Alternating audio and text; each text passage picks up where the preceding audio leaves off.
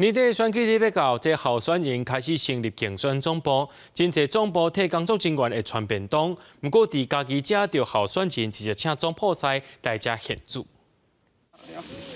在地古早味的烘饭麦边仔，搁蚵仔煎、烟炖仔卵甲臭豆腐，这毋是夜市仔咧摆档啊，是家己县六卡乡一个乡长候选人的服务处。志工逐工拢会传一寡在地点心，来斗3工的志工毋免一直食便当。相对我们自己每天吃便当也会吃到腻，所以我们平时都会尽量找一些比较不一样的餐点啦。这是我们六角乡自产自种的烧番麦。另外，伫太保市嘛有市长候选人，请有20档经验的总铺伫服务处打工煮，毋但省钱，嘛有咧顾工作人员的健康甲营养。像这乡亲时代，拢会摕这菜类的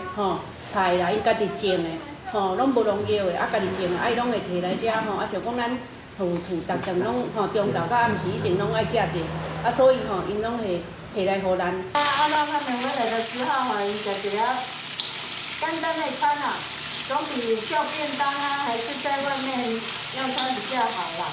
志工表示，选举出20外天，逐工拢有暗号的行程，除了便当以外，会当有无共的选择，甚至随时阁有现料理的食室，毋但食会饱，团队的气氛嘛阁较好。记者林慧婷家己报道。